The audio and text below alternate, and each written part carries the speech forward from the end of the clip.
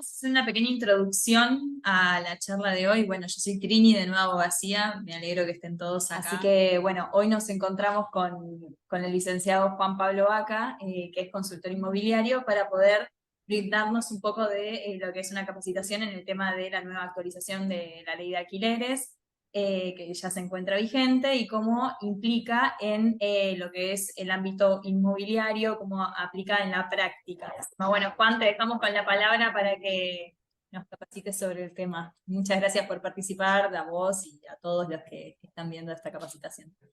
Bueno, como les indicaba, estoy también en este papel, dando charlas, tanto en ámbitos más privados como públicos. Tengo alta presencia en la prensa, por esto que les comentaba yo que he trabajado mucho con la información de mercado y les comparto también, vinculado a la información, las redes sociales más activas. La idea mía es darle una pequeña introducción a esta temática, porque a veces, como bien decían antes, uno escucha en los medios, parece que fue un problema que empezó ayer o el año pasado y esto viene de larga data. Vamos a hacer un breve repaso.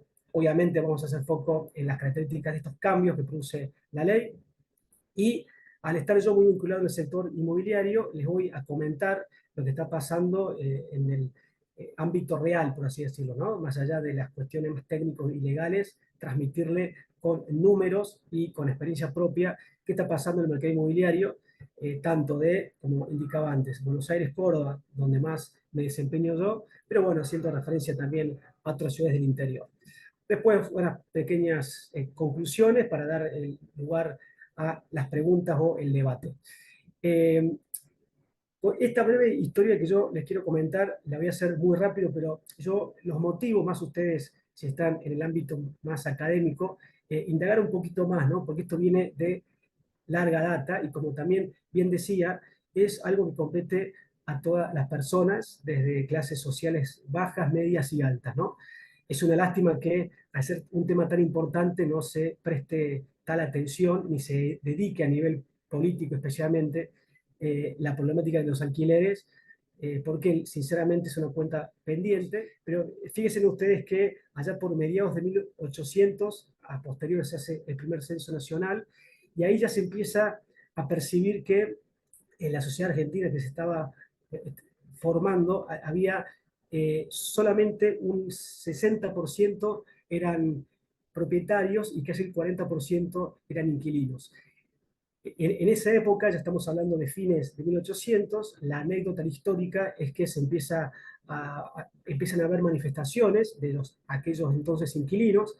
La más recordada es en 1907 la huelga de las escobas, y como dato histórico pero muy representativo es que lo que se pedía para alquilar una habitación en la ciudad de Buenos Aires era casi el doble de lo que se pedía en París. Obviamente la realidad era otra, había mucha inmigración y demás, pero fíjense ustedes cómo esto que estamos hablando no es nada nuevo.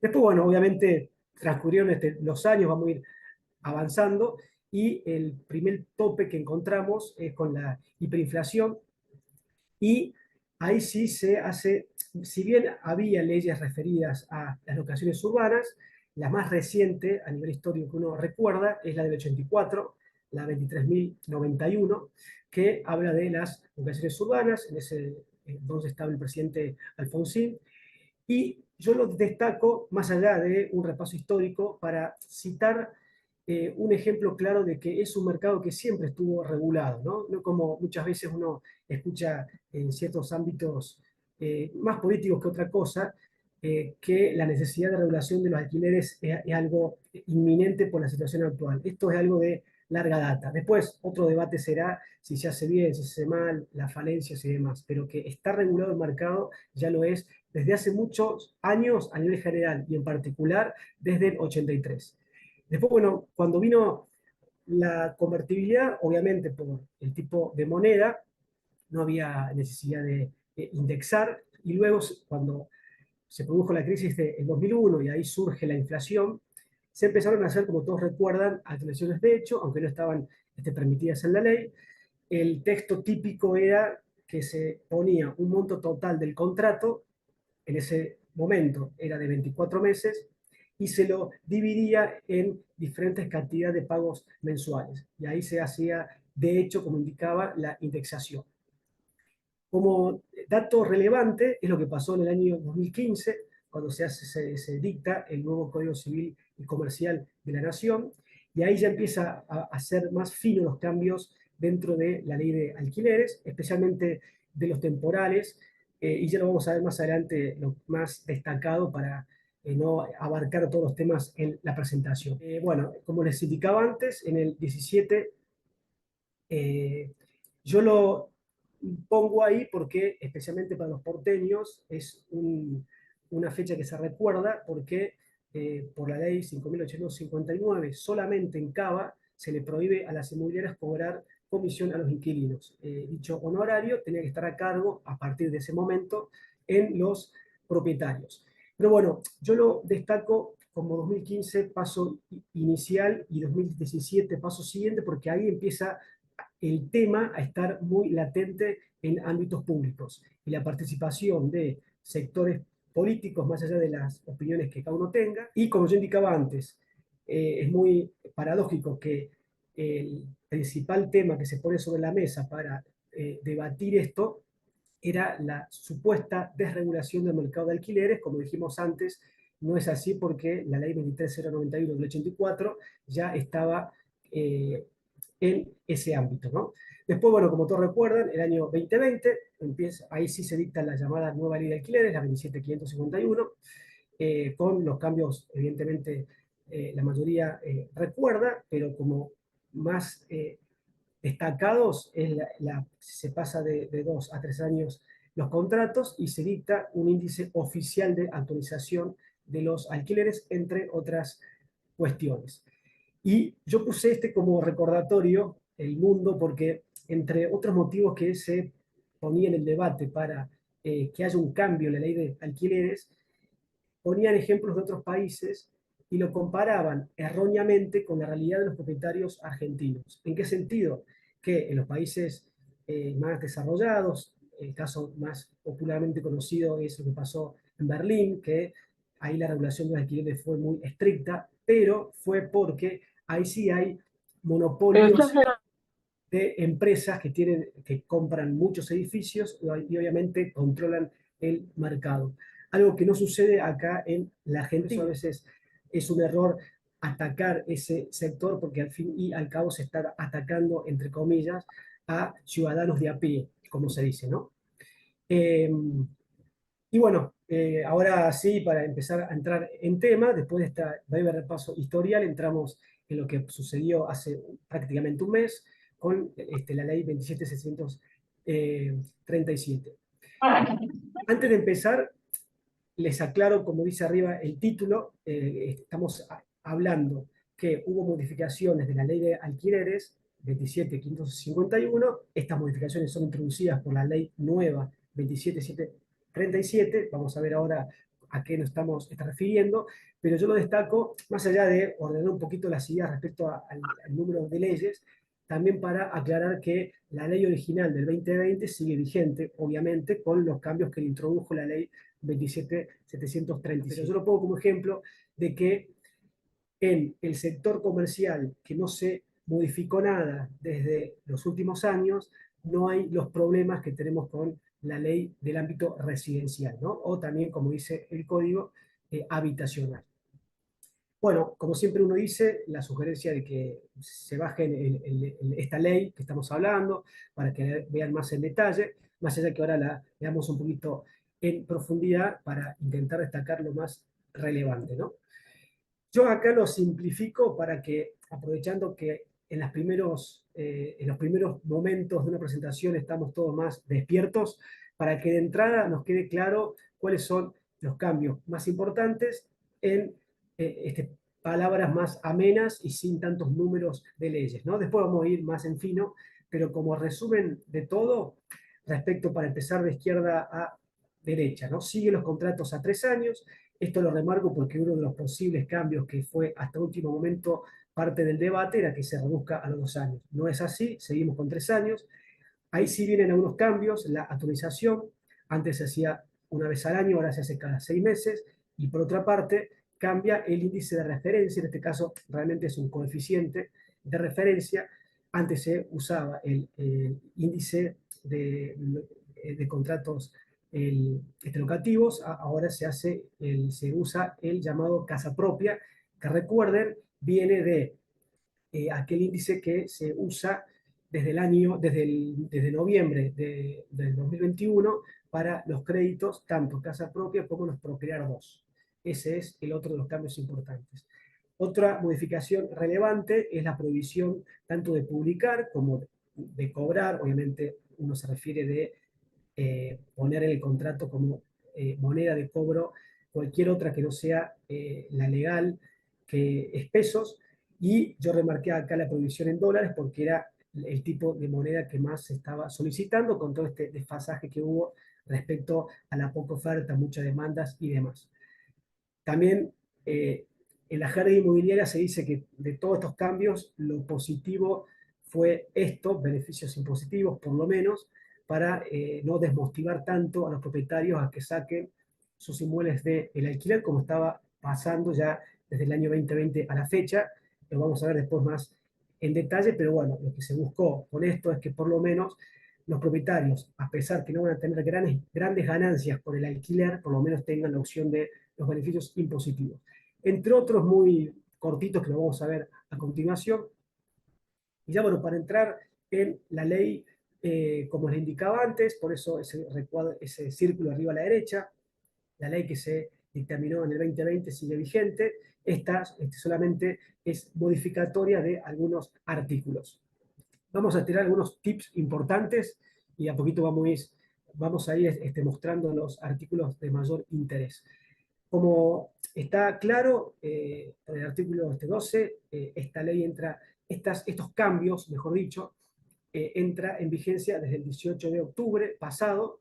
Desde ese día hacia adelante vamos a introducir estos cambios. Los contratos que venían en curso previo a esa fecha no cambian en nada. Bueno, ya para entrar un poquito más en tema y en detalle, esta ley 27.737 tiene 14 artículos que solamente del anterior se modifican 3, ¿no?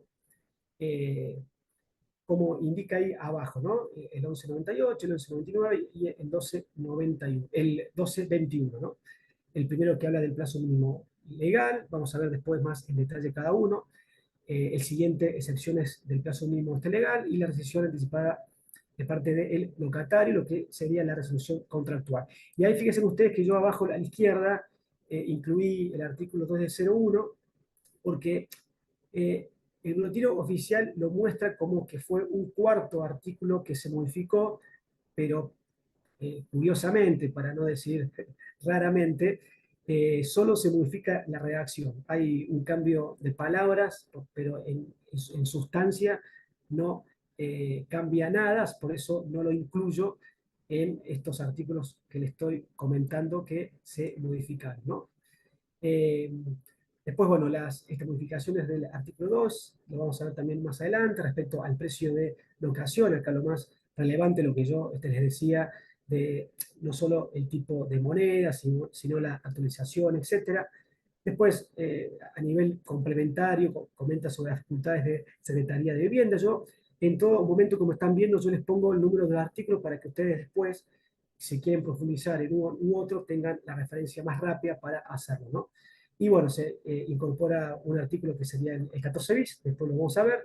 Y como decíamos antes, la parte más positiva son estos beneficios tributarios, que básicamente hace foco en bienes personales, ganancias, monotributo y débito y crédito en cuenta corriente bancaria. Yendo a los tres cambios más relevantes, ¿no? Del artículo 1198, que habla del plazo mínimo legal, que sigue obviamente siendo de 3 años, se elimina solo el último párrafo que decía que el locatario puede renunciar a este plazo si está en tenencia de la cosa. Después ahí, respecto a las excepciones, ya lo vamos a ver más adelante, también hablamos de la renuncia del contrato del locatario que está cubierto por la ley, y lo que yo les indicaba antes de la diferencia de prórroga, que es el mismo contrato, con la renovación, que sería el nuevo contrato. Vamos ahora a avanzar en este último punto. Yo les pongo ese ejemplo que a mi entender es muy ilustrativo, ¿no?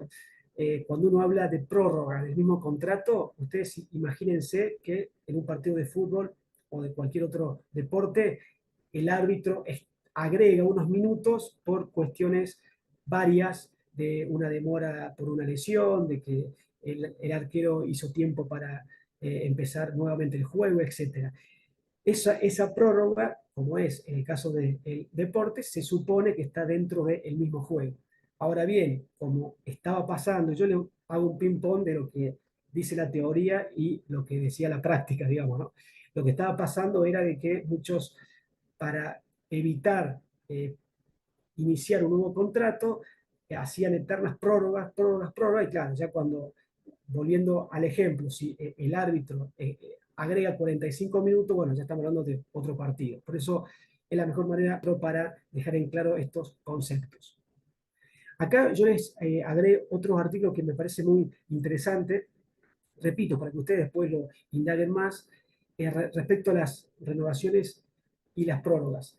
Yo prefiero dárselo porque creo que le va a ser muy útil a futuro y desde ya para que ustedes los indaguen en sus espacios más privados. Bueno, esto es uno de los primeros cambios que les quería este plan, excepción en el plazo mínimo legal. Esto hay unas pequeñas modificaciones respecto a lo que ya se indicaba antes. Repasando, es aquellos casos que yo puedo aplicar para que estén exentos de la necesidad de cumplir estos 3 años de contrato. Y permítame agregar acá otra idea que me parece interesante, cuando habla del fin de turismo y el habitacional, porque muchos creen que si yo lo alquilo en forma temporal para que personas vivan ahí, yo puedo cobrar en dólares. Y ahí ya entramos en otro tema muy polémico porque estamos rozando esto que estamos hablando ahora del fin turístico, que en realidad, si lo encuadro en ese concepto, sí lo podría yo hacer este cobro en otra moneda, porque es fin turístico. Pero ustedes recuerden que la prohibición de cobrar en dólares es cuando el fin es habitacional. Entonces, si yo le alquilo a una persona en forma temporal para que esta persona viva, el fin evidentemente es esto mismo, habitacional. Y acá es otro de los cambios interesantes que agrega cuando habla de otras finalidades, y era lo que yo le explicaba antes, que cuando está demostrado que por una cuestión ajena a la persona no requiere contratar un alquiler por 3 años, si lo demuestra fehacientemente, está exceptuado de este plazo mínimo. Y esto es lo que yo les comentaba de otra resolución importante, el artículo 1221, que habla de la resolución anticipada. Recordemos que siempre quien goza de este derecho es el locatario, no el locador. Los alquileres temporarios, bueno, muy rápido, el inciso B, esto que habla de para cualquier otro fin del interés, no solo para interés turístico, pero aclarando que supera el periodo de 3 meses, ahí se presume que ya estamos hablando de otra cosa. O sea, dicho de otra manera, hasta los 3 meses uno puede fácilmente alquilarlo en forma temporal los inmuebles, para decirlo claro, sea o no para turismo, hasta 3 meses no vas a tener problema. Ahora, cuando la persona se queda 4 meses o más, ahí ya entramos en una zona gris. Estos son los beneficios impositivos. Ahora sí, yendo un poquito a, sí, uno de los puntos importantes de estas nuevas modificaciones, como lo es la casa propia, aclara que en realidad cuando nos vamos a empezar a usar este índice va a ser en abril del año que viene, cuando se cumplen los 6 meses iniciales, si es que hubo casos que se firmaron justo el día 18 de octubre. Así que todo esto es algo muy nuevo. La conclusión, en definitiva, es que al día de hoy el nuevo índice es mejor que el anterior. Y esto seguiría atrasado respecto a la inflación. ¿Y por qué yo pongo seguiría? Porque no sabemos cómo va a continuar estos índices, especialmente casa propia, de acá en adelante. Uno quiere creer que gobierno nuevo mediante lo van a mejorar en base a la experiencia pasada.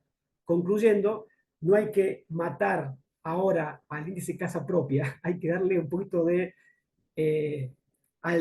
la opción para que sea positivo a futuro. Lo que sí es verdad que si hacemos cálculos de acá para atrás, ambos índices perdieron contra la inflación y índice contra índice fue mejor el de casa propia. Allá por abril del 2023 vamos a ver la verdad, lo que se define. Y yo pongo como última imagen esto, porque todo lo que yo les dije hasta ahora puede cambiar el martes.